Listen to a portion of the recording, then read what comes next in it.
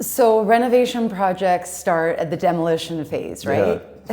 Yeah, or a few months before. Always a few months, or are you just saying that off? No, like it has to start a few months, unless Okay. it's something extremely simple. But like we're talking about like weeks, months, sometimes years before the project start. So today we're going to talk about the work that protects a renovation project. Let's start with why projects go wrong.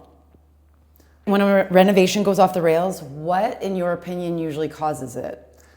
Because it's misalignment in the design, misalignment in the budget, misalignment in timing, the wrong trades. There's many things that could go wrong. Not planning, like the surprising, not planning for contingency. There's like a whole bunch of things that could go wrong, which will be later on translated into delays, budget explosions, rework. I mean, the list could be long. What's the difference between hiring trades and managing a project? Well, I would say like if you hire a trade, that might be just for like a one-stop shop. Like you need to do repair, you redo one part of your flooring or something. That's Painting or- yeah, that's somewhere like you want to repaint a bedroom.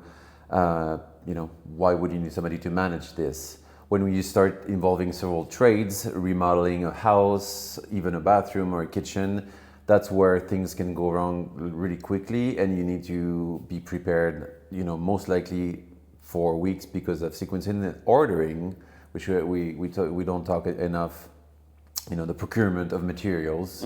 You want to do your kitchen next month, that is not going to be possible if you consider you need to like do the demolition and plan and order.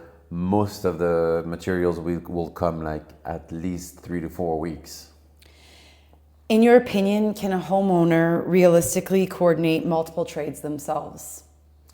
If they have lots of energy, lots of patience, and probably don't work, they can do it. They will also need to have knowledge about trades and surprises. So they need to be on the ball and would need to be basically a project manager.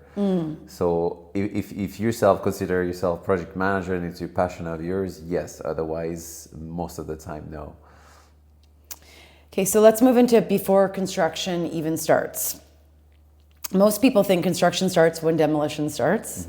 What actually happens before the first walls come down? Yeah, construction, the actual physical construction starts when when the walls are down or we start demolition. But before that, the whole planning happens. So I just talked about this, the procurement, before that the design. So we start with an idea, then the idea has to come to a design, come to an agreement, align with a budget, aligns with desires, and then we can start finalizing the scope of the project, and then a whole session of ordering, sequence of ordering and selections has to be made before. So we are talking about you're redoing a bathroom. I wouldn't advise to do it less than a minimum of 2 months before planning the actual demolition for the bathroom remodel.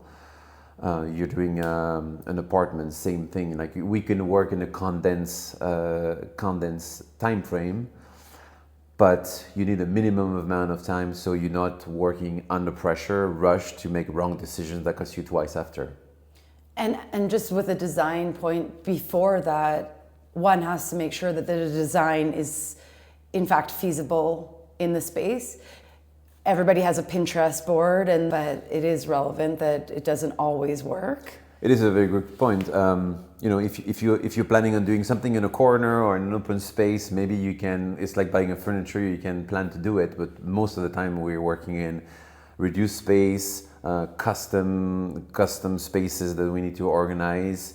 We're limited by the amount of wall, the technical specificities. So all this needs to be taken into account. There's a pre-project, a feasibility study that comes in. So we're talking about like many steps that make the desire happen in real life. How often do you find problems in plans before construction starts? That's a very good question. We find problems quite often, sometimes big ones, sometimes little ones, but the earlier we're part of the project, the earlier we can catch this, because sometimes it's structural problems that haven't been thought of.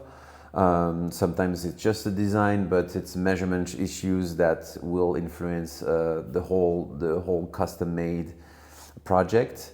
So it is really good to have a team of designers and contractors and whoever is doing the execution to be working together, so we can identify the problems and work on the feasibility of the study. It's quite often the design has been done, and then we come in, and within the first 10 minutes, we see that there's a structural issue there, or there's like a plumbing issue somewhere. So there's always a really good point to be involved early. And when you talk about structural issues, plumbing issues, I imagine that these are the most costly. These are the most costly, and sometimes I'm going to give you an example, a story. Somebody's planning on taking out a pillar that's just there. It's a closet, and then they're planning the whole project like this because they assume that we can take it off without any support. It ends up, this is a structural pillar.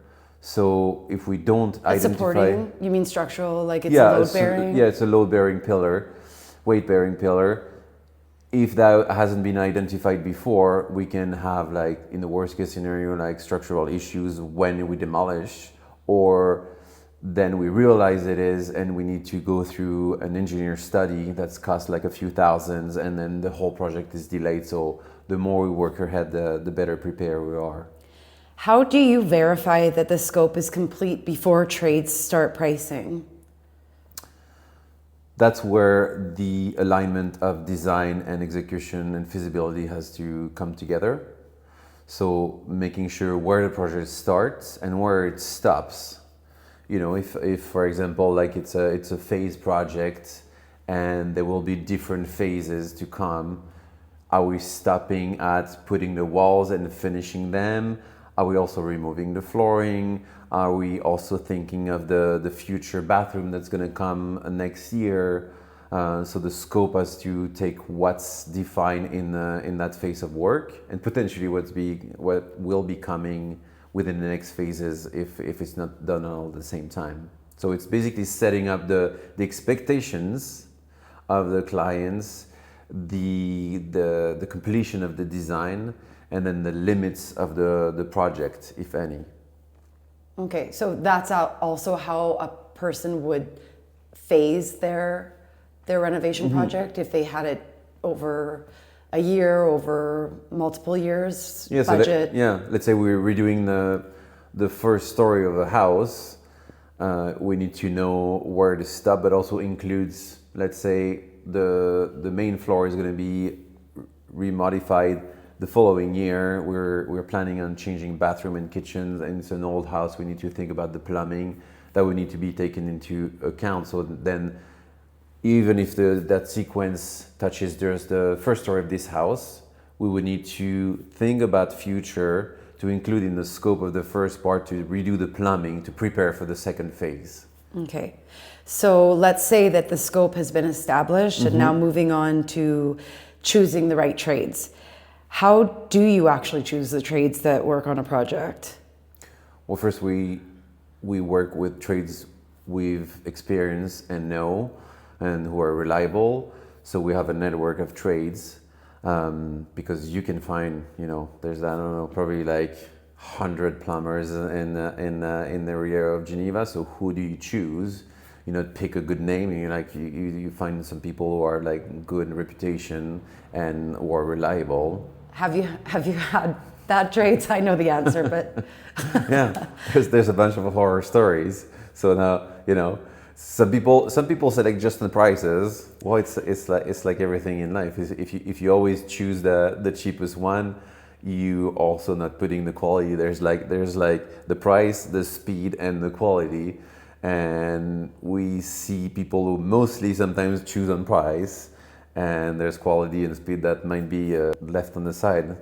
I'm talking about speed because It's not so much the speed of the execution, it's the reactivity, the availability, the potential for the team to come back, because in projects, teams, like I'm taking the example of the plumber, they will come from many instances, so we'll need to sequence like the start of the trade, and the plumber will come at several stages of a project, for example. So there's the speed and the reactivity that might make the project get longer, but also some people will like not show up, or some firms will disappear or be bankrupt. So it's all like back to the reliability, so we can have something that's the right amount of time and in the right way, at the right price. So what do you look for when reviewing bids, like beyond the reliability? Well, if it's teams we haven't worked for, we would like check the references, we would check what they did, we would obviously check the quality of the work and execution. And then otherwise we choose amongst our partners, because that would be like people we experienced numerous times, so we can work and redo the work with them. How much work goes into creating a construction schedule? So that's linked to the scope, because depending on what you do, I think I've taken the example of the bathroom. If you're redoing just a refresh, you're undoing the tiles, you're not moving any parts. The scope is limited. We're like changing the tiles, like maybe redoing the Italian shower, changing the vanity, simple things. Now you want to you want to add a bathtub or add an Italian shower, or maybe relocate that bathroom. The scope is much different. We're talking about re-changing the plumbing network. We are talking about like re-changing the layout of the house, of the apartment. The scope is much different. So that would have many ramifications on the design, but also on the scheduling, because the more complex the project is, the more sequencing you need, and the longer it's going to get. Can you give an example of what happens when sequencing isn't properly planned? Somebody wants to have their house redone, and then it's planned for 3 months, but something goes wrong and the correction haven't been done, sequencing haven't been done properly. That goes easily. We see lags of like the time lapse that goes like twice the time. So then people are planning to move in, they need to re-extend the lease. So there's a bunch of stories that happen like this when. And if there's a delay that pushes back one of the trades, it might be a while before that trade can come back, or. Well, exactly. Like it depends also like how reactive the trades are. It depends what the delay is, what the cause is. So that's coming back to one of the original question. If you have proper project management on site, there is also problem solving that happens, and that's the benefit of having that. We've seen some owners who wanted to take it on, but then these are typically the project that lasts 2 or 3 times the amount of time that they should have taken if a proper project management was in place. How many different moving parts are being coordinated at the same time on a typical renovation?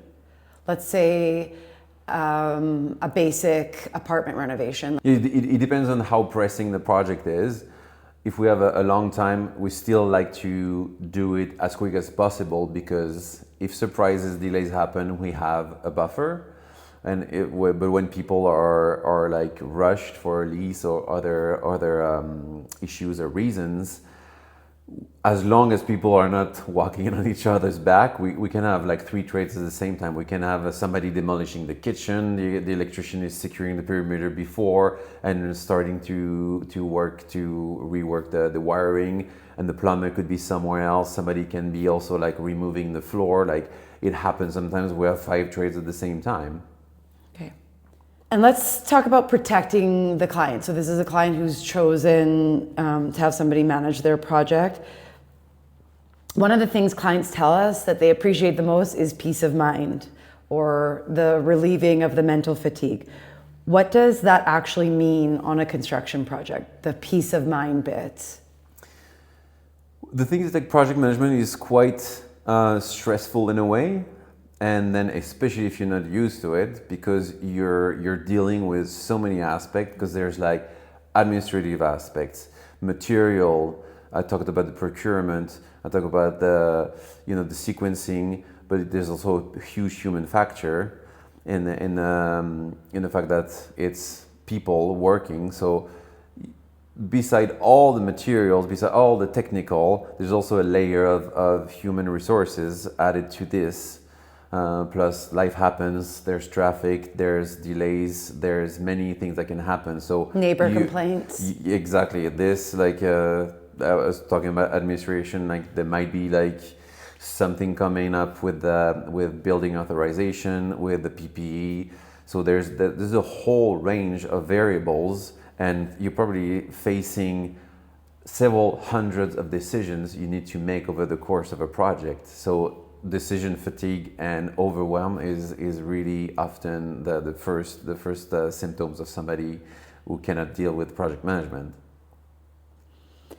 And let's get into a little bit of the reality of site supervision. Why can't a project simply be checked at the end? We laugh, but just... Yeah. Because there's always questions, there's always surprises, even, we need to check. Even if a measurement is fine, like when we do the demolition, it's never as it was supposed to be. So think about a plane, like they need to check their trajectory and correct it at all point. Like if you move a degree out, you might be like kilometers away from your destination. So there's always, even if the theory and the design is super precise, there's always a trajectory that needs to be realigned, whatever the project is. So that's where regular checks need to be done, especially at the beginning and very regularly during the execution. So, well, you kind of covered it, but what kind of issues are you looking for during site visits? Like when you're showing up daily to the project coordinator? If the plans are respected, but also if the plans are relevant to the reality, and not going into the details of trades, like there's like levels, precisions, just levels between floors, for example, the plumbing issues, adaptations we might need, surprises we find in the walls, in the floors.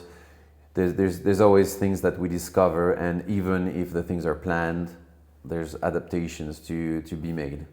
So you kind of led into my next question, which was, can you just share some examples of mistakes that were caught early because someone was actively supervising? Is there anything that comes to mind? I mean, I'm sure you could pick.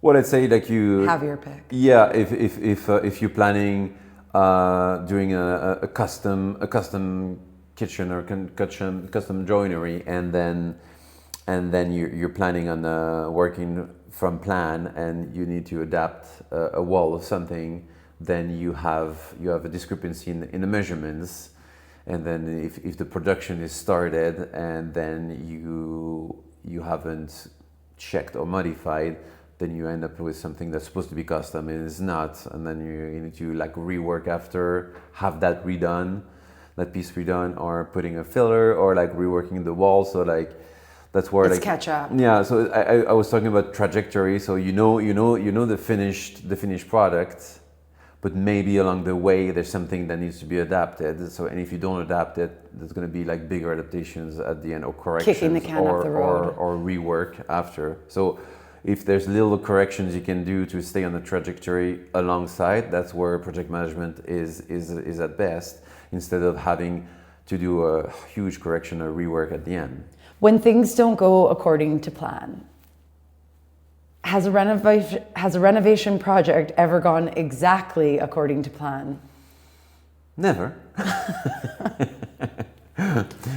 That's where, like, when it goes to plan, it's like beautiful, and it's like, yeah, but like it's so never. It has? No, but like it always goes to plan in to a degree. To a degree in certain bits.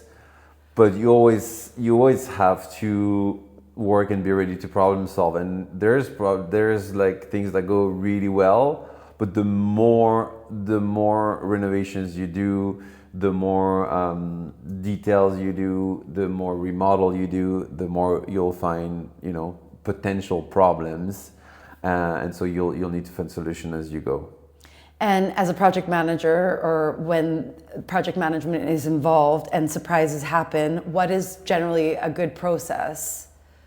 So if it's something that could be worked with initial design, we usually take the decision without having to announce anything. If that's a surprise, let's see, like there's a structure, we need to move something that will change the design, something that would be more costly. So there's procedures to make a change order. There's probably, like in any situation, like a chain of command, like either work with an architect or we contact the client directly. We assess the situation and give like the alternatives. If it's something if a structure needs to be touched, maybe the site needs to be stopped, and we need to work on the reinforcement and do a change order to make it happen to get back on track. And can you talk a little bit about protecting budgets? So when unexpected situations arise, how does a contractor or an experienced project lead protect the budget? Is it the quick action, the quick problem solving? It depends what is showing up as a problem. If it's a delay, sometimes it's just about like resequencing everybody so nobody's working twice. If it's something we can solve, we can discuss what's the most efficient way to solve it. If it's a surprise, and then if it's something like, let's say in a while, like a plumbing problem or other, maybe we were discussing and make a change order to make the most efficient way to do it instead of having to work at it after. Because once again, sometimes it would be cheaper, like there's a surprise, it's much cheaper to pause it and solve it on the spot instead of having to rework at the end of the site or a year later. I think the word renovation brings up inevitably emotions in people, and it's often associated with stress, or there's a joke that it's one of the reasons that ends marriages. But in talking about the psychology of renovation, what do you think clients are really buying when they hire a professional contractor that does the project management for them or has a project coordinator on the team? I think it's if you said it was stressful. I think initially people think it's seducing, it's beautiful. Like you see, yeah. It's kind of sexy. You see Pinterest. You see the end result, and you're like, the emotion is like really good. You have like little butterflies, and you're like, I want this. But to get there's a whole journey. So if the journey becomes like a hurdle, and it might become a battle, that's where like it might lead to a divorce. So the real value is so people can have this and have all the site covered with somebody like managing all the aspects and doing the problem solving and sequencing and like whatnot, taking basically all the stress and worries away from them so they can focus on the decision and clearing the space and having their scope and project really defined. So would you say clients are buying construction or clarity? Or both? It's a weird question. They're probably buying construction clarity. Okay. Somebody who's able to do it, but not just a smile, just like to do it and take care of the whole thing. Whether it's taking care of their problem solving, like I said, but also like being good at communicating. Not showing at the end of the site and being like, oh, we have all these problems and it's like 10,000 more when like that happened a month ahead. It's like decisions also need to be shared in an objective way. So I think it's the clarity can be found in many instances. So who tends to be the happiest clients at the end of a renovation throughout your long career at this point? What have you seen? Usually the happiest clients are the ones who have been heard from the beginning, but have limited involvement into the actual like details of the work because the scope has been defined. They knew what they wanted before. Things have been prepared in advance, and then things have been done according to plan, and problem has been solved along the way with their input when needed. Otherwise, it's pretty transparent to client when the job is well done because they see the finished results. But also, what we heard often is the communication, because people want to know when things are going wrong, but also when things are going well. So if things are on schedule, going as we can, or hey, there was this going on, we solved it this way. Like this is all like communication when it's done properly is really appreciated. If you had to explain your role in one sentence, what would it be? Procurement planning, scheduling, trade coordination, quality control, budget management, budget monitoring, change management, delivery coordination, client communication, deficiency management, warranty follow-up. These are things that you do daily. Mm-hmm. Would you be able to describe your role in one sentence, knowing all of that? Well, that would be a magician. That would be like, construction master. Also like basically construction management master, because nobody can do that and do the construction at the same time. And that's a good segue into like coming back to your initial question, like when people take it upon themselves to do it, they need to deal with that whole list of things. Mm-hmm. So it is a job on its own. So if you're planning on taking it over, like you should have a lot of time in your hands. And which of these responsibilities do you think clients underestimate the most? I guess this could be something that when you're negotiating contracts, clients ask if this is maybe something they could manage on their own or they could take out of the list. What's an underestimated? I think it's the budget monitoring. I feel budget monitoring like if it might be like trade coordination. Not the hardest. Trade coordination. There's human involved. Because trade coordination involves like managing your schedule and eventually managing the precision and like making sure things are done according to plan. Procurement planning. Also, but like I think the actual like on-site would be the hardest, and that's also where if you do management and you don't come often enough, you need to redo the work several times. So people who think they can just like look over and think that it's checked off, like should like think about it twice. Okay, and this is my final closing question. If you were renovating your own home, you've renovated many of your own homes, and spending hundreds of thousands of francs, what would you never leave to chance?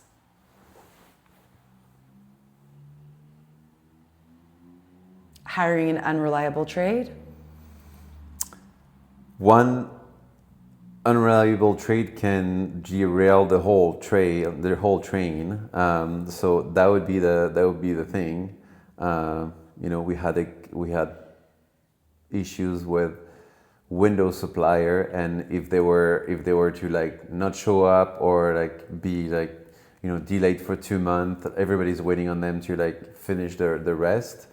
So that would be a good example. So make sure everybody's like going to be responsive and reliable.